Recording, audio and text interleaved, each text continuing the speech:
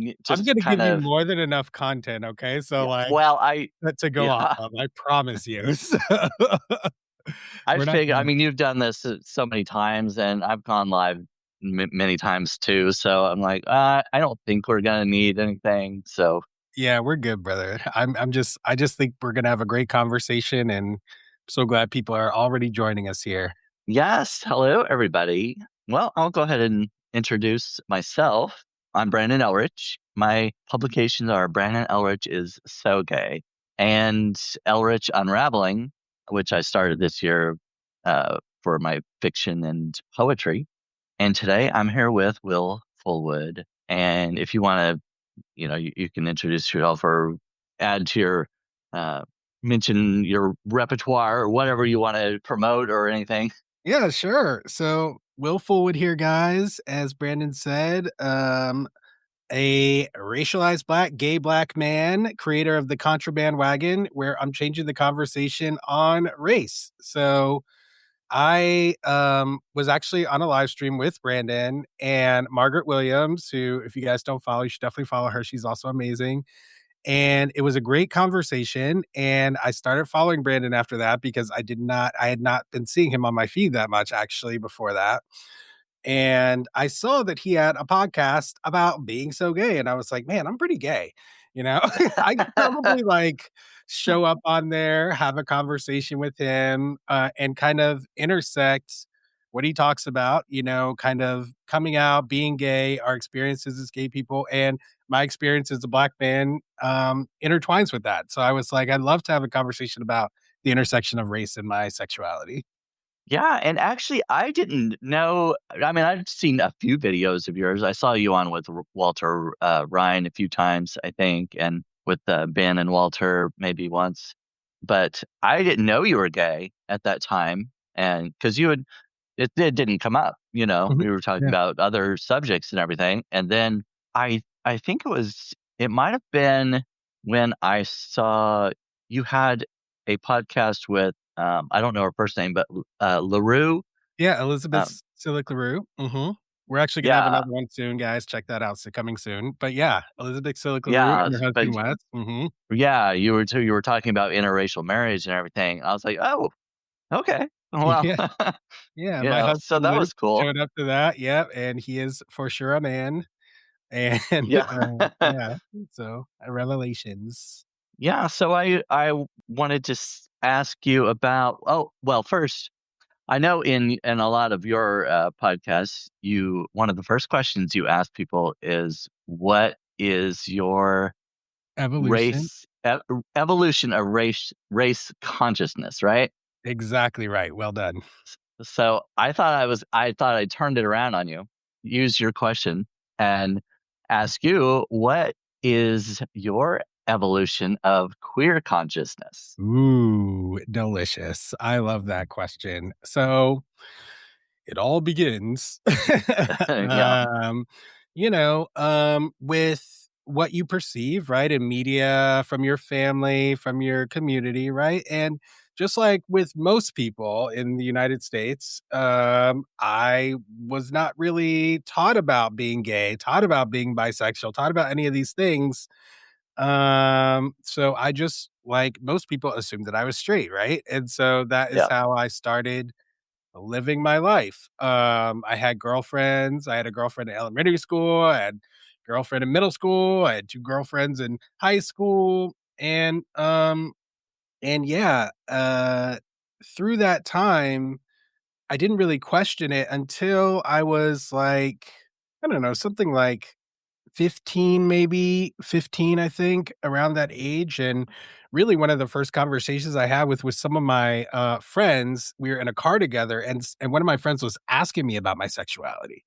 And Uh, I hadn't really reflected on it very much at that time. And, so I took the time right then and there to reflect upon it. And I was like, I don't really know, and he was kind of giving me he was like, well, this is what gay means. This is what my, he was like kind of giving me a course. And like, okay. these are your menu of options. And which one do you think, fits you? And I was like, well, I guess I'm bisexual, from hearing his options. So that was the first time I kind of um, acknowledge that I had an attraction to men, like, and it wasn't like scary for me or anything like that, like, I mean, I'm very much someone who grew up valuing the truth. And that includes the truth about myself, right? So I wasn't really trying to hide anything from myself or whatnot, or run away from anything or whatnot. I was just like curious, even about my own self. And that was my answer at that time. So I'm thinking I'm bisexual now. I'm going through my life. And I end up going to college and I'm 19 years old. Freshman year in college, I'm like less than 2 weeks in. We're still in orientation and I'm sitting on my dorm room bed. And my experience of really realizing that I was gay happened in that moment by myself, just sitting on my dorm room bed. And I would say it was like, imagine like a bunch of puzzle pieces in my head, each puzzle piece representing a different scenario or memory, right? And it was like a bunch of them coming together to form this picture that's like, "Hey, by the way, you realize you're gay, right?" And I was like, "Oh, wow." Like, I was like, "How did I not know this?" First of all, how did I not know this? And like, yeah, it was an interesting experience because it all happened very quickly. Like, I'm talking within less than 5 minutes that I had this explosion of memories and realization, not just about my own sexuality, but also about the fact that I had suppressed that information so much somehow Yeah. without my conscious knowledge that I couldn't even make a connection between all of these things that were obviously connected to me now as I'm sitting there on the bed. And, it was very sad for me to recognize that because I never like necessarily consciously wanted to do that, right? It's something that I did unconsciously. And, you know, but it didn't last very long, my grief. This is all within the 5 minutes again. I was then like, "You know what? I'm gay." And that's cool because now I know, I'm certain about it. I have no questions about it. Like this is definitely who I am very clearly. And whatever is in the past, whatever I was doing to myself back then, I'm good now. I can now live my life as a gay man. And literally 5 minutes later, I walk out of my dorm room and I start coming out to people in my freshman Mm, hall. Yep, immediately. Literally wow. immediately. Yep. As soon as I figured it out myself, immediately. And this how it's always been with me with the truth, like once I know the truth, like, and I know it's the truth, then it just kind of goes into a folder of like things that I will say and do and act upon. You know what I mean? And so Yeah. that's how it was for me. I just started coming out to people. And actually one of the friends I had met early on, who I'm still friends with to this day, we're actually uh planning one last hurrah at our alma mater where we met soon. And yeah, he was like he didn't believe me. He was like, "No, you're not gay." I'm like, "No, no, like, I'm telling you, like, I'm being honest," like, and it took, like, the whole day for me to convince him, basically. But yeah, from then, it was figure out how to be a gay person, right? And that's when I kind of started seeing the intersection pretty much right away of racism and being gay, racism within the gay community. So there was this organization at my undergrad university called Pride Network.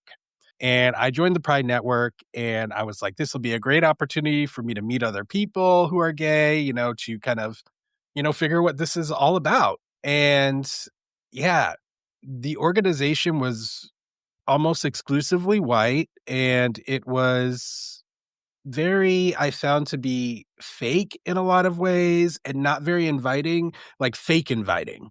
Like we want you here, but then we're not going to treat you like we want you here per se, like, Yeah.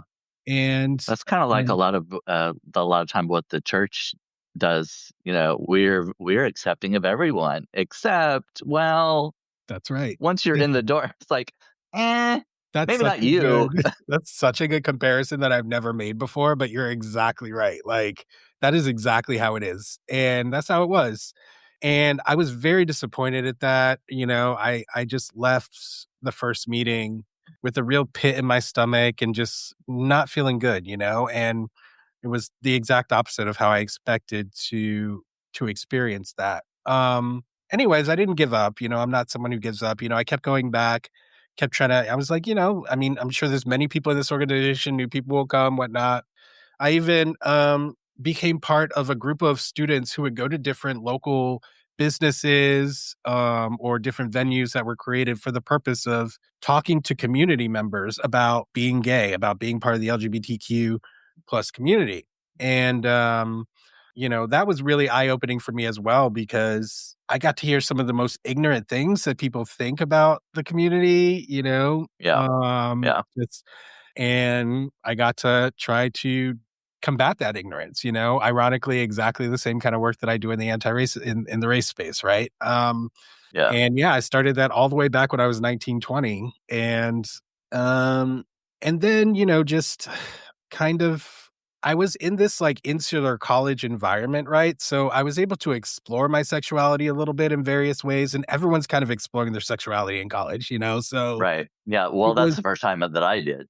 yeah, and for most people, uh, to really explore it, not necessarily like that you've not had sexual experiences before, but you get to like actively Right. investigate and explore. And so I did that, when I was in college, and then I went to New York City. I got into the New York City Teaching Fellows Program, and I moved to New York City. I always wanted to live there. I didn't really know that it was like this gay mecca, Yeah. like I didn't really understand like the gay aspect of New York City, but it's someplace I always wanted to live. And boom, I happened to be there. Happened to be a million gay people there, right? And so, um, that was really when I started realizing how much racism there was in the gay community and how white centric it was. Um, and the way that I figured that out was just through various means, going out to various clubs. Clubs were racialized, right? There were black clubs, there were Asian Right. clubs, there were Latino clubs, and then there were just clubs, right? Which Yeah. predominantly white, and so that was one key. And then it was things that people would say to me in the community. I only date people of European descent. I always wanted to fuck a black guy, or just there's nothing wrong with the little slave play in the bedroom. I mean, Oh, yeah, these are all things people have said to my face. I could go on and on and on. So, yeah, I was just like, dang, like, I don't feel comfortable. I don't feel safe. I don't know what people are thinking. I mean, there were just so many instances where I was made to feel like not like dehumanized, or just uncomfortable or just straight up racism, like, I mean, actually in this one gay bar in New York, I actually worked there. It was called Boxers. It's still there. It's on 20th between 5th and 6th. If anybody's in New York, you'll know it. And I used to host beer pong tournaments there, you know, and yeah. yeah, and I knew everybody who worked there. I befriended everybody. We were cool. And yeah, they hired me as this like under the table contractor who would host these beer pong tournaments. And there was this one occasion, there were many occasions, but I'm bringing this one up because it's relevant. So I'm playing beer pong with with strangers. And there was this one Korean guy there who was on the opposite team of me with another stranger I didn't know, racialized white guy. And I was on a team with somebody, I can't remember who. And we're playing. And suddenly the Korean guy, who I've talked to him before, I know him, he just like walks away from the table, doesn't say anything, just walks away from the table and doesn't come back. And so I was just like, okay, I guess this game is over. So I go and find him and I'm like, hey, like, what was that? What just happened there? And he was like, oh, like, my partner was like saying calling you the N word like over and over and over. And he was like, and I just like couldn't take it anymore. So Oh, yeah, and yeah, then it was funny because it's not like he had my back, like, he just, like, left, you know what I mean? He didn't even tell me what yeah. was going Yeah. on or anything, nor did he try to help me after the fact. I then had to, like, try to deal with it myself. I actually went to the management, I told them what's going on, and then I basically had to force them into doing something, and then they did try to get him out, but like he almost attacked me physically. He like went and found me after they confronted him, and like they had to like drag him out. Um, and So what did you say? Was he a white guy or what? Mhm. What was? Okay, Yeah, I couldn't yeah, remember. Okay, mhm, yeah, yeah, yep.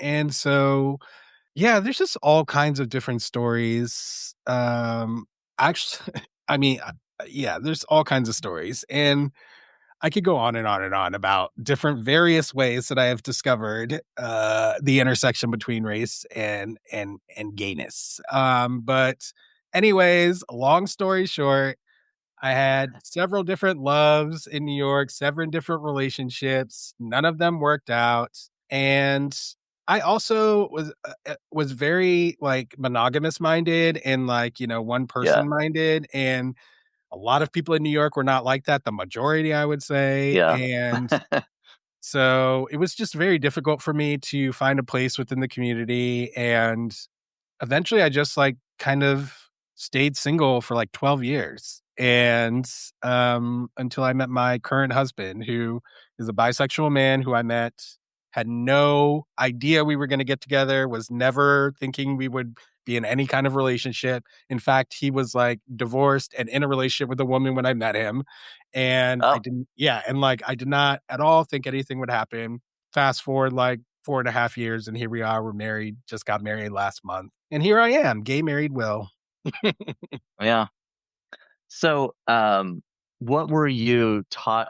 I mean, you said you weren't taught anything about being gay or about bisexuality or queer or anything. What kind of environment did you grow up in as far as like religion, or did your family go to church and that kind of thing? Where they kind of just ignore that community altogether, or what was that like?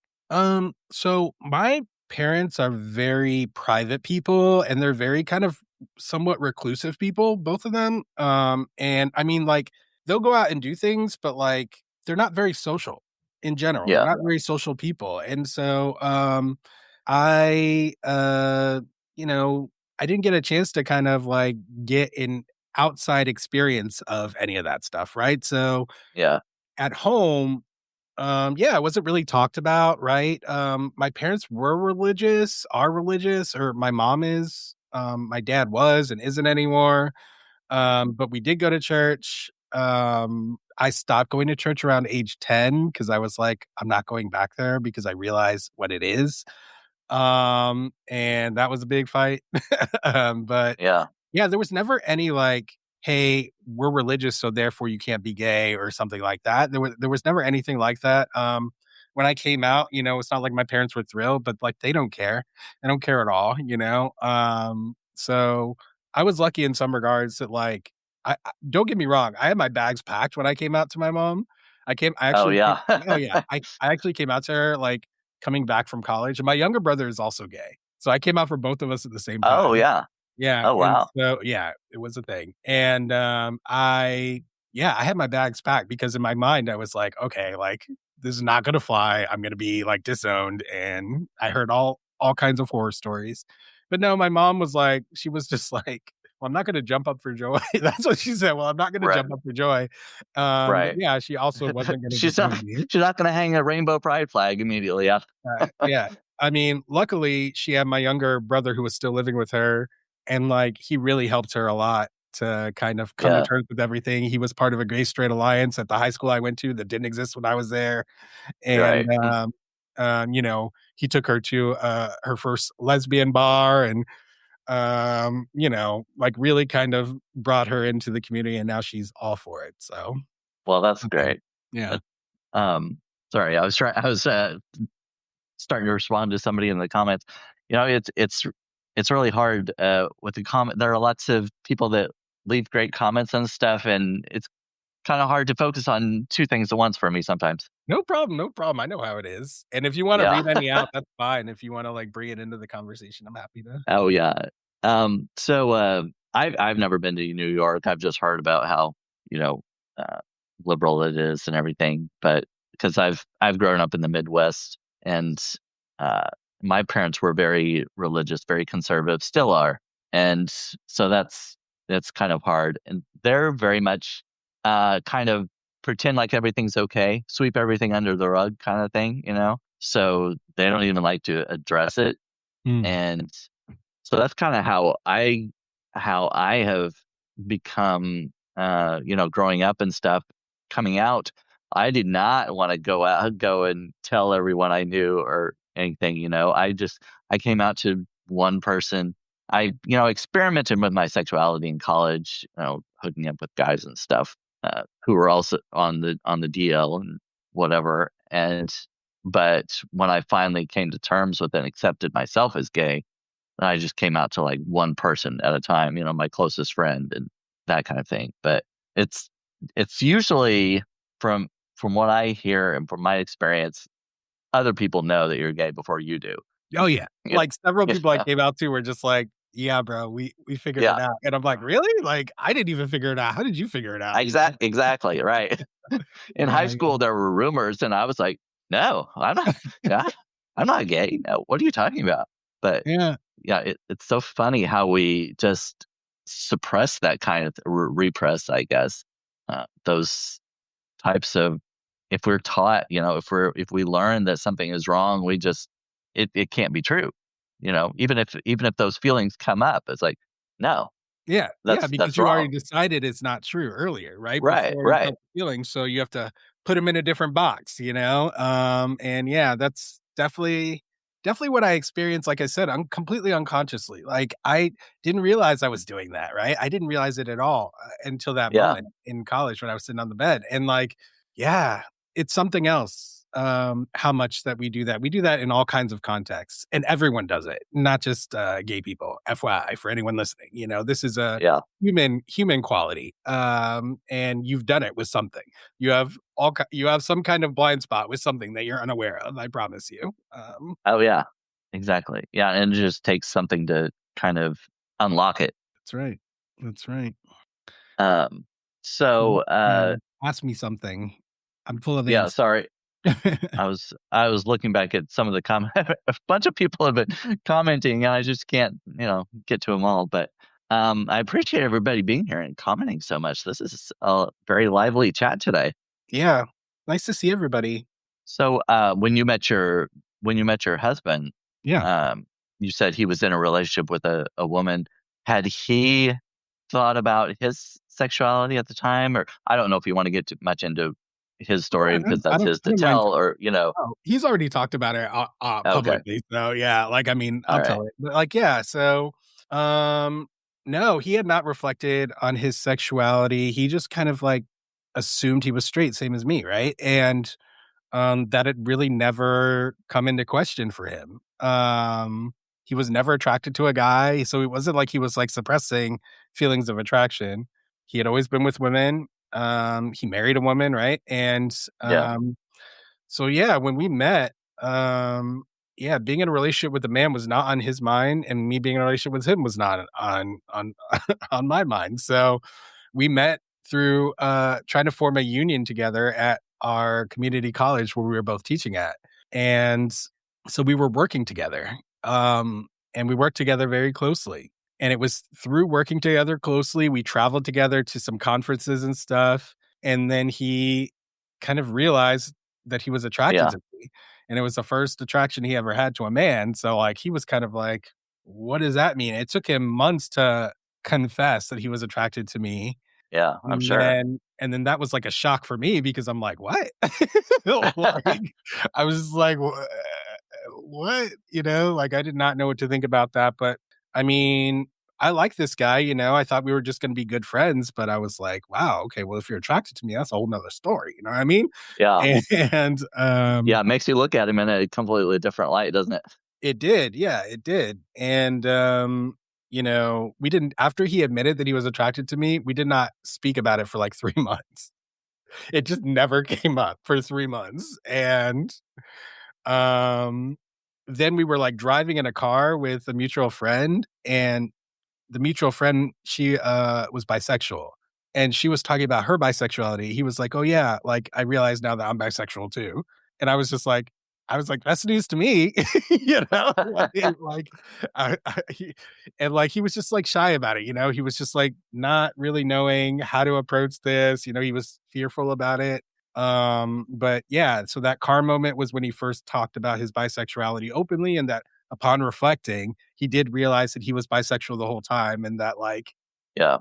um and yeah, and then shortly thereafter, we hooked up for the first time, and the rest is history.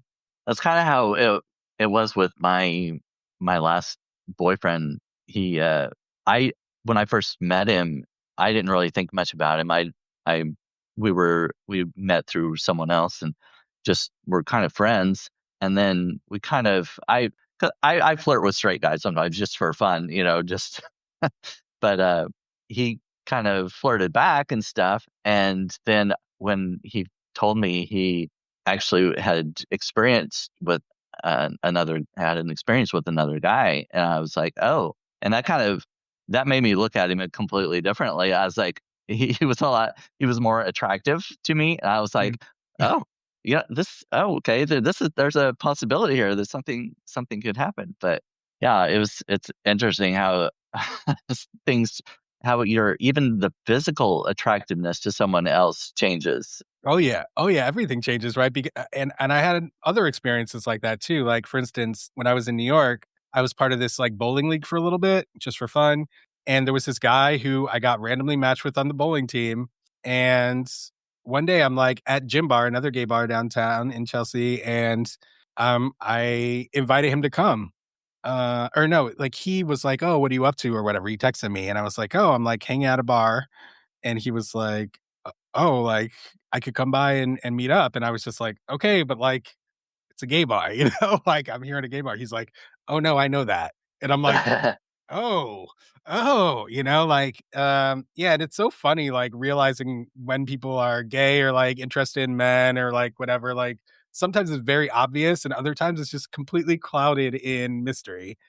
Yeah. Um, yeah, and then sometimes you get it wrong, and sometimes you think you get it, and then you're wrong, and Oh, yes. Ugh. yeah, well, yeah, I've got yeah, I do not have a very good gaydar. I I have a really good gaydar, but, like, it's too good because I will, like, see people who are not even out to themselves, right? Like, the same way that people Oh, saw that we were gay before we knew, like, I can right. see that too, and so it's a problem because then I'm like, Yeah. I had to learn to, like, keep quiet and just, like, figure things out slowly and piece by piece. Yeah, I guess I have had that before. There was one guy that I was just kind of friends with, acquaintances, and I don't know if it was that I recognized it or just hopefulness. Like I kinda hope he has an interest because I kinda wanna get, hook up with him or whatever, and we did, but, Mm. I don't know if it was just that I recognized it or, like I said, it was just like, just I thi probably a little bit of column A, a little bit of column B there, Right, right. Uh, Yeah, but I've definitely been wrong before too. I've given guys my number before and they're like, I'm not, you know.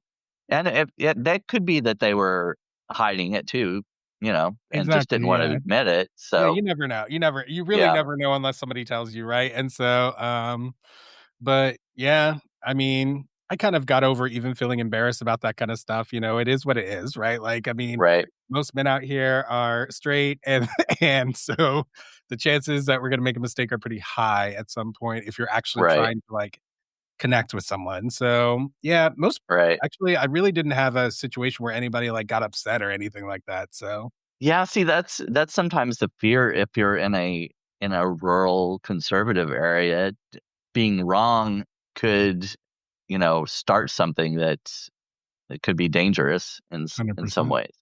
I mean, Have even you today. Uh, have you ever experienced any danger from that? um, no,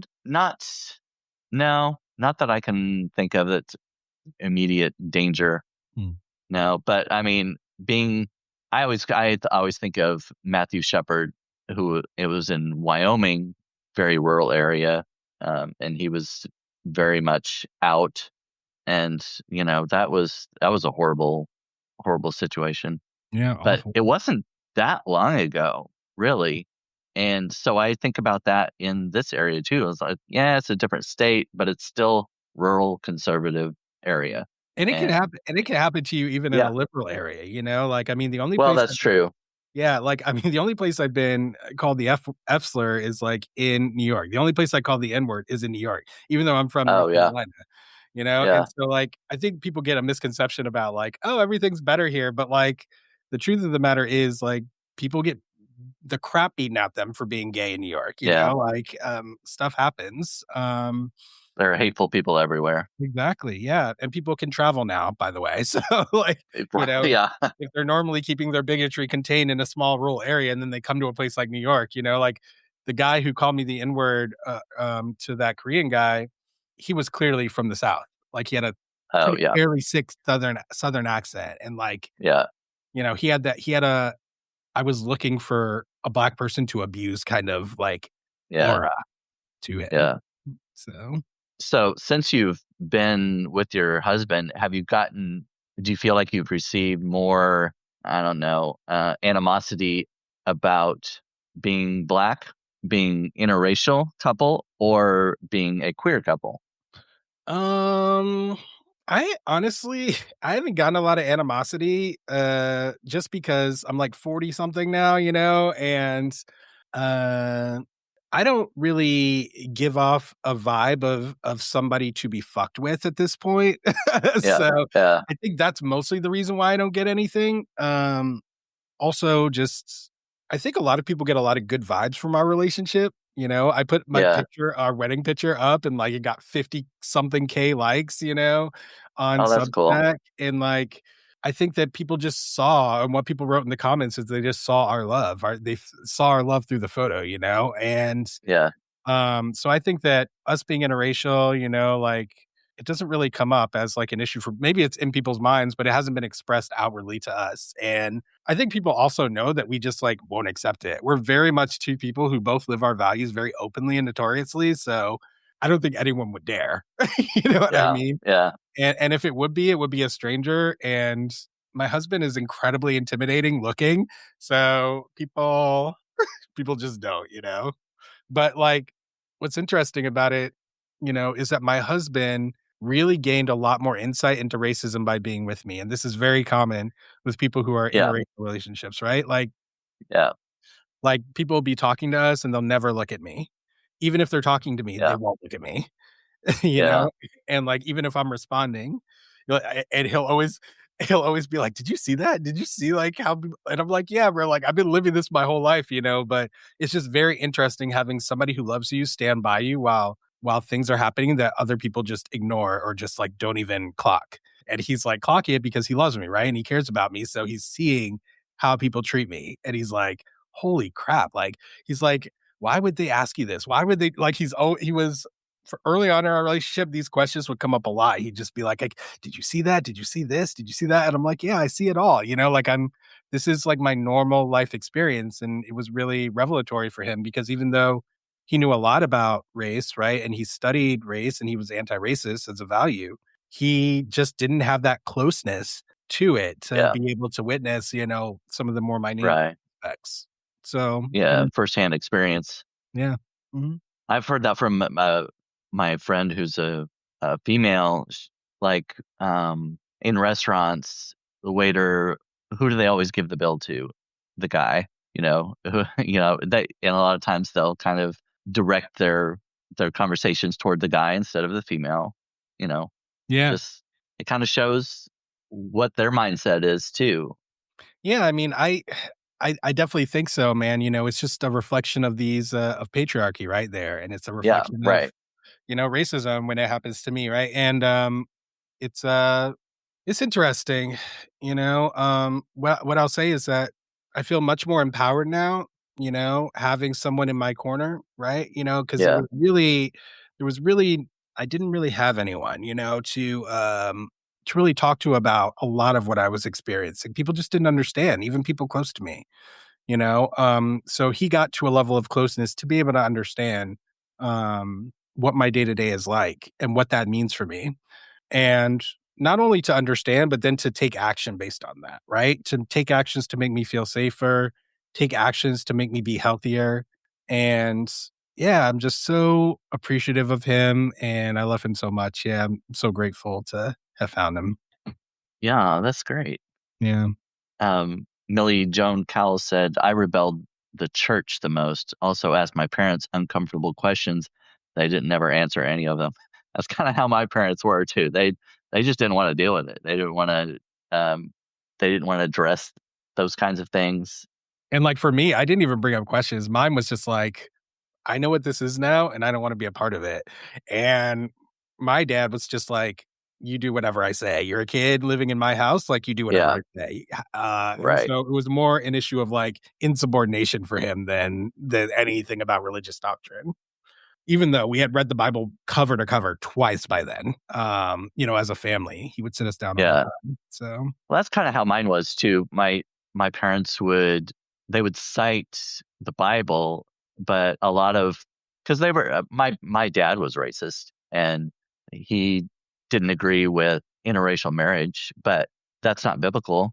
I later when I was older, I was looking through the Bible and stuff and found nothing that said that it was wrong for any two different races to join in matrimony. So I was like, okay, we're this is not biblical. So then that kind of led me to, well, what other things have I been taught that are just by personal bias and not based on any kind of biblical or religious teaching? And that's kind of where when I finally accepted myself as being as gay, like God accepts me as I am.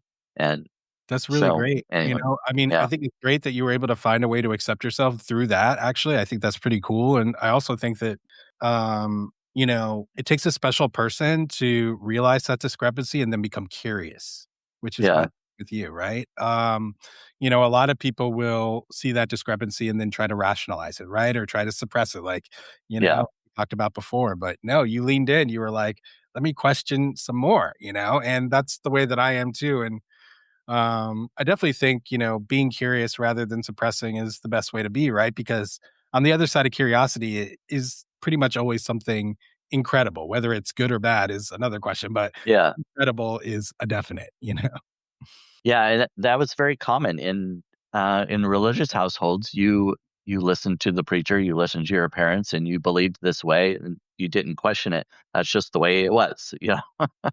And Mhm.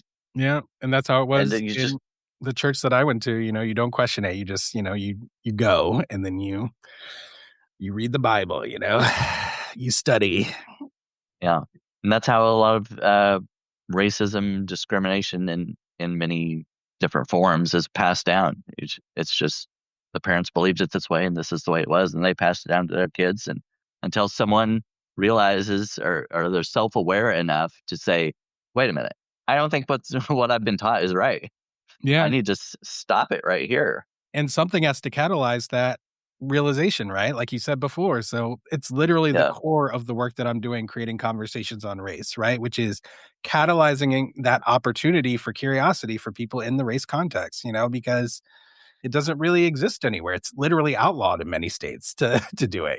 So yeah, yeah, I hope to target churches and other organizations that supposedly talk about humanity and the oneness of humanity and recognizing humanity because that is the polar opposite of racism, of homophobia, of transphobia, of all these of patriarchy, of all these systems of oppression, right? And so yeah, that's the work that I'm doing. And I've come a long way, Brandon, because let me tell you, in a lot of regards, because my last longest relationship, which was 2.5 years.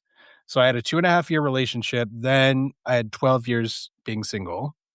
And mhm. then I met my husband, my now husband. And And how long have you been together now? we have been together for, if I'm not mistaken, four and a well, almost 5 years now. It'll be 5 years next month. Oh, okay. Yeah. I believe that's correct, yes. And yeah, before that, yeah, single for 12 years, and before that, I did have a long-term relationship with a guy I met in New York, another teacher. and we just hit it off. He was a white guy. And we actually met in a Latino club, and we were the only non-Latino people in the club, literally. Oh. Like, I was the only black person there, and he was the only white person there, and we somehow found each other in a sea of Latino people who, like, really could care less about either one of us. Yeah. And, and yeah, like, we hit it off. We had so much in common. We liked the same things. We were both teachers, this and that. We were dancing together. We were both enjoying that. Grand old time. We were hanging out for 3 hours, and at the end of this 3rd hour, he says something, okay? And you have to consider my mindset at this time because I'm like, this to me is like the first person I could actually truly see myself in a relationship with. He's the first person I had Mm. met who I was like, "Oh, wow, I actually see there's potential for a relationship." Never saw that before, for this moment.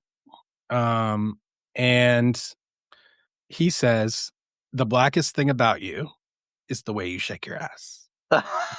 He said that comment. "The blackest thing about you is the way you shake your ass." And I heard it, and, like, my heart, like, sank, like, I was just like, "Holy crap. That is not that's not it." In so many ways, that's not it, and what did I do? I put it to the side. I put it to the side, this time consciously and intentionally, and I'm like, "You know what? This has been an amazing night. We've had a great time. There's so much potential here. We've Yeah. had so much fun. We're gonna keep it moving past that." And that was, like, how our relationship started, and it was a big learning process for me, right? Because that was the foundation. The foundation was me pushing stuff aside that he did, that Yeah. was inappropriate, racist, wrong, whatever else. And, I just continued doing that for 2.5 years, basically, Yeah. until finally, I snapped out of it. There was a catalyst to snap out of it. It was something stupid, like, uh, he got mad at me for something crazy, something just like no one would ever get mad at someone about, and ended up like locking me out of the bedroom that night. And I'm sitting there, like sitting in the living room couch, locked out of the bedroom, like reflecting and just realizing everything, like how much I twisted myself into a pretzel in order to try to make this relationship work. Yeah. Just like all the stuff. And I was like, yeah, I screwed up. I screwed this up. I should have been gone a long time ago. I left that night. I never went back. And man, this guy, he chased after me for years after that. He got Oh, married yeah. shortly thereafter to someone else he dated like a week after I left him. He got married to Oh. that person. But he continued contacting me for years after. And it was crazy. Anyways, men are the worst. Yeah, well, I mean, it's a cliche, but love is blind, there are red flags and we just kinda paint That was over my them yeah, or that push. was my first experience painting over the red flags, man, and it was a doozy. I was painting Yeah. over all kinds of things. Holes I was trying to paint over, man. Yeah, yeah. Yeah, that's how one of my relationships was too. He was very, controlling, jealous, I our the basis for our relationship was physical attraction, we were attracted to each other and had sex really before we got a chance to get to know each other. If I would have really gotten to know him and who he was and everything, I wouldn't have been in a relationship with him. But I just kept it going and pushed those things aside. Oh, well, he's jealous because he loves me so much, and that kind of thing. He's controlling because he wants me for him to himself, That's not necessarily a bad thing, right? Right. Oh, yeah.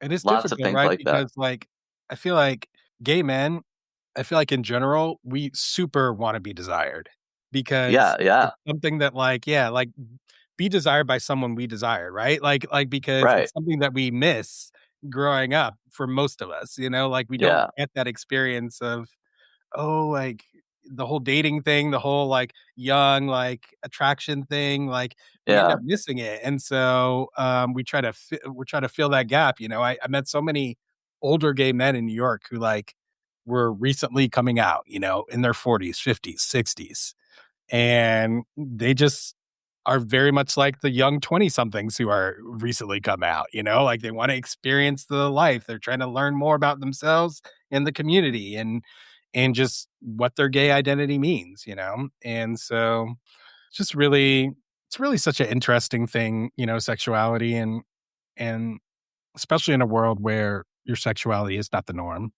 Yeah. Yeah, growing up, um, I don't feel like I wasn't sought after by females, and obviously and not by males either, because I was in a very rural, small town area.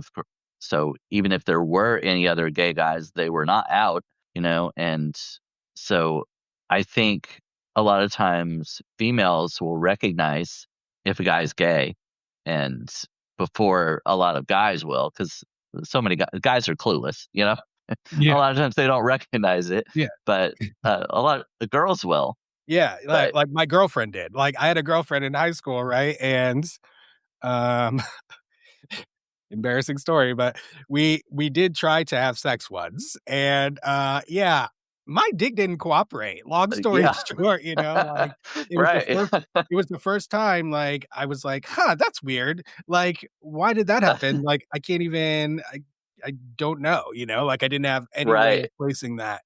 And, she definitely knew, like, I mean, looking yeah, back, she knew, but I didn't know. And I was like, "Oh, I'm sick right now. Maybe it's because I'm sick," and I'm like, "Oh, yeah, not right. really, though." And, like, she's just like, "Uh-huh." And she, like, broke up with me, like, immediately after that and, like, got with somebody else. And I'm like, "Okay, I guess." Did she suggest that at all? Did she No, say she did ask not. if you She were did gay not. or anything like that? I actually think she follows me here on Substack. Actually. Oh, yeah. Yeah. But yeah, no, she did not say anything. She just was like, "All right, on to the next." Yeah. I've only had one girlfriend, we never had sex, and, yeah, I mean, it was after I'd experienced, I've had experiences with a few guys, that I was trying to be normal, I was like, because I was like, I can't bring a guy home to meet my parents. There's no way this would work, I just did it, uh, with other guys who were on the DL or wherever, and just like, well, I can just play around, and I'm never gonna be in a serious relationship with a guy. That was my reality at the time. And finally I was like, I can't just keep doing this.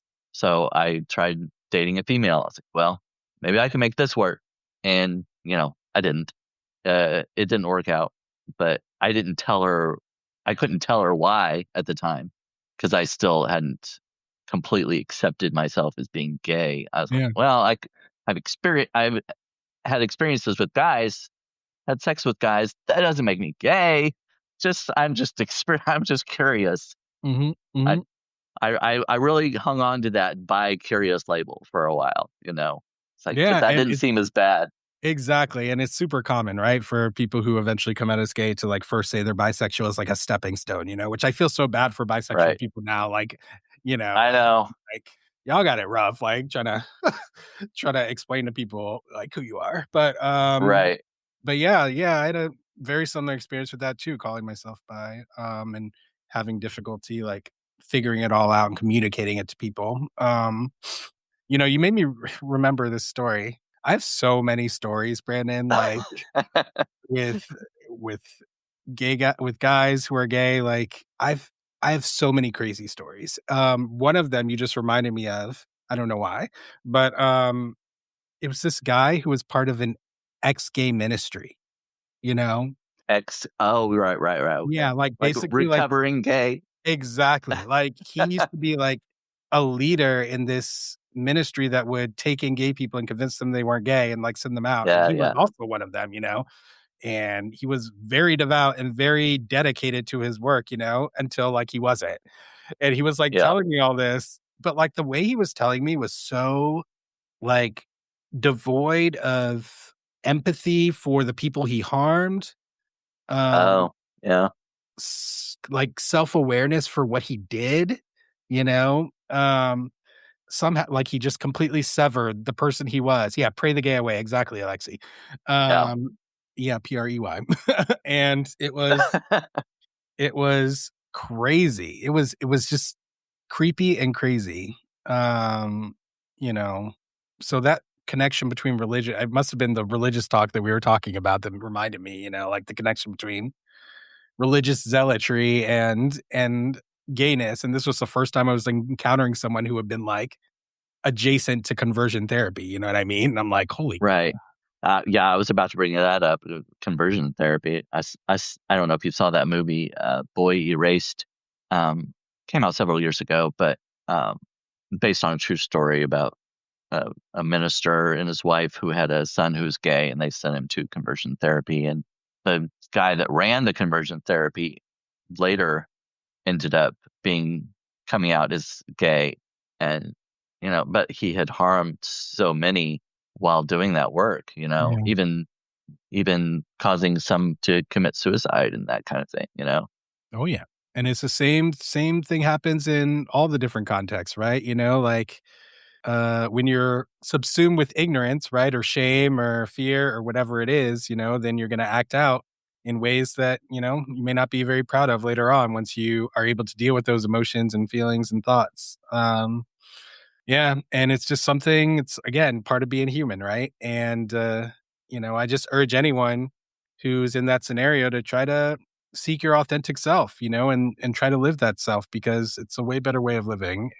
And Oh if you're not yeah. living that way, you're suffering, and everybody Yeah, knows yes.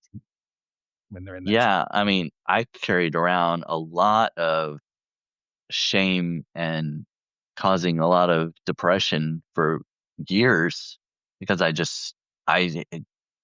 hated myself. What was your I was outlet to like get out of that? Did you go to therapy? Did you have friends who helped you? um Therapy was part of it. Yeah, I did see a therapist, and I did have a couple friends who helped. Somebody sent me a book. It was called The Ragamuffin Gospel, and that was kind of where I learned that God accepted me as I was, and what I was talking about earlier, kind of that revelation of what are all the things that I was taught that didn't have anything to do with God or the Bible. It was just personal bias from other people, and so that those things helped turn me around. Mm. And when I finally accepted myself as gay, I think that also helped with my depression and realizing that I didn't need to hold everything in all the time. I could come out to people and I could be okay. Some people I came out to, not so much. I still had to deal with that kind of thing, losing friends and not being part of certain church groups and things like that because they just, that was unacceptable. So, no, Well, I'm glad that you had people to help you along the way. It's so important, yeah, to have community to help you with that, whether it's friends, family, church, whatever it is, something, therapy, everyone needs support, as they're transforming and transitioning and seeking their authentic selves, We all need people to help us do that investigation, I believe, Um, so yeah. I hope to do some of that here on Substack too. Uh, we can have such a great community here, doing live videos and things like that. I've had a couple people actually come out on my live video.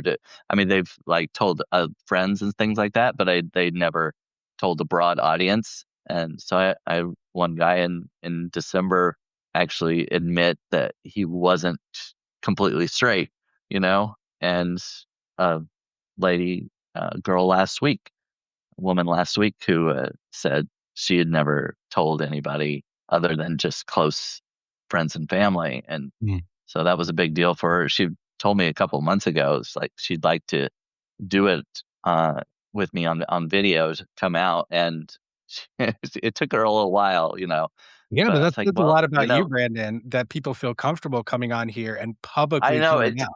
I know it almost makes me cry when I think about it. I'm like, that's it. It feels really good that people that they would trust me enough for that. So yeah, Exactly, man. I'm glad you recognize that because that's incredible, man, and you yeah, should be very proud, of creating this. I am really. Good. I mean, it's very humbling. Also, it's like, well, why me? Why are you? But Yeah, I'm Why proud not of you, that. Brandon? Why not you, Brandon? I know, but yeah, Don't forget that. Why not you? And yeah, one last thing I kind of wanted to talk about is just, you know, the intersection between being black and gay, right? And um how that's kind of manifested, right? I mean, I had to go into a lot of gay spaces that were primarily white, and you know, there is a very clear, invisible line that is drawn between you and others oftentimes in these spaces when you are black. Um, and what that line it's just racial hierarchy. That's all it is, right? Is like the white gays are on the top and you're somewhere down here. And that yeah, is just very much like all throughout the environment, in any gay space. Yeah, it was very difficult for me as a black man to experience that because I was like, man, I've already got racial hierarchy to deal with. right, And yeah, now here I'm opening myself up to this new community. I'm walking in. Where do I find more racial hierarchy? Like, yeah, double whammy. yeah, it was just it was difficult to figure out how to deal with that and whatnot. And then it's not like, and I want to be clear, it's not like it was that much better in black gay spaces. Why? Because then it became like there were it became like a weird hierarchical thing within the black spaces as well. Like, oh, we're like the elite black gays, like, and then like if you're not elite enough, then you can't sit with us, or something. Yeah, It's just full of foolishness, and like I remember one time I went to this Beyonce watch party. I think she was performing at the Super Bowl, and I went to this elite black gay party at somebody's house, right? And I was there, I was trying to meet people and be social, and boy, they were looking down on me. I don't really know why. I don't really understand it, but like it was not a friendly environment. People were looking down on me, but there was a trans woman there, a black trans woman, and we really hit it off. And we like just such a good spirit she had, and I was like, "Hey, like let's go outside, just me and you." And just chat a little bit, chill a little bit, maybe smoke a little bit, you know what I mean? yeah, And she was like, "Oh, you just wanna hang out with me?" And I'm like, "Yeah, because, like, you're actually cool and these people are the worst," you know? And yeah, so we actually tried going out, and, like, there was, like, a whole gaggle of them in the stairwell, like, sharing a joint with each other, and we were, like, about to exit, and so it was the most awkward situation ever, and we just kind of just, like, melded into them, and they just talked down to us the whole time. It's very interesting, like, and I don't understand it, I never understood any of these hierarchies or whatnot or what people are thinking, but they felt they needed to lord themselves over us, and it was just very reminiscent of white supremacy as well, and I'm like, "Wow," and we don't even need white people here, we got y'all, you know? yeah. That's the sad part. Yeah, it is sad. But all I can say is that ultimately, guys, if you stay true to yourself, if you love yourself, if you know yourself, and you put yourself out there as your authentic self, eventually someone's going to recognize you. And that's really what happened for me and my husband, I met him on a Zoom call. He asked for someone to be president of the union that he was kind of pushing, to establish because he didn't want to be the one in charge because he was like, I'll end up doing all the work because I've done all the work so far, and so I was like, I'll be the president. He was like, okay, I'll be vice president. And then we just started working together. No intention of getting together. No, secret attraction. I'm going to try to get closer to him to try to make Yeah, something happen. It was just us living our values. And as we lived our values, that's how our love grew. And, you mentioned about, hooking up with someone as like before you get to know them and whatnot. And this was like yeah, the polar opposite to that, right? Like we yeah, got to know each other on such a deep level, first of all, before any kind of like even attraction appeared. And I think that that's really going to serve us well for the longevity of our relationship. And especially because it's based on a foundation of shared values. yeah. I think so too. I agree. Like that's the best way to start. My last boyfriend, we became friends before anything else, and that I think really helped. Yeah, But I recommend it. I recommend it. yeah. Now, don't jump into bed. I know it's the popular thing to do, but Oh it yeah, has yeah, it has never worked out for me or almost anyone else I know. So just consider that. Not saying it's bad or anything, like have your fun, but if you're looking for a relationship, it's probably not a good idea. Right. Well, we're past the hour, but we didn't get a whole lot into intersexuality between race and the queer community, but it sounds like we probably have a lot more to talk about. So maybe we should maybe we should do this again sometime and maybe cover some more of those subjects. I would love to come back, man, and I'd love to speak on it more, like, there's so much more we could talk about Yeah. fetishization, and other things. Oh Yeah, yes, yes. I can go through the Rolodex and pull them out. So, Oh yes. yeah, definitely schedule me for some time in the future, and I appreciate you taking the time and giving me a platform, man. Oh yeah, no problem. I'm glad you came on. And thanks for everybody. Thanks everybody for coming in. We had quite a lively chat. I didn't get to see all the comments, but I think they were interacting with each other, so that was good. Yeah, yeah, I love that. See, I love when they have their own conversations over there, Yeah, understand, yeah. and, we're sparking it, because that's what this is all about, just building community and that's what we're doing here. So, thank you. And guys, I will be on a live stream in like 55 minutes. I'm gonna be live streaming with Walter Ryan. I know many of you know Walter, and Margaret Williams will be there. Can't wait to see her and my friend Celine Oh, Lieberman as well. So it's going to be the four of us chatting about notes on the creation of a better world. So join us for that. all right. Cool. I think I will be on a live with Wendy the Druid pretty soon. So if Nice. I'll have to check my messages, make sure we're still doing that. But anyway, thanks a lot, Will. Yeah. I'll definitely talk to you again. We'll schedule another one. Thanks, But Brandon. Appreciate your thanks time. a lot. All right. See you all later. Bye. Have a good day.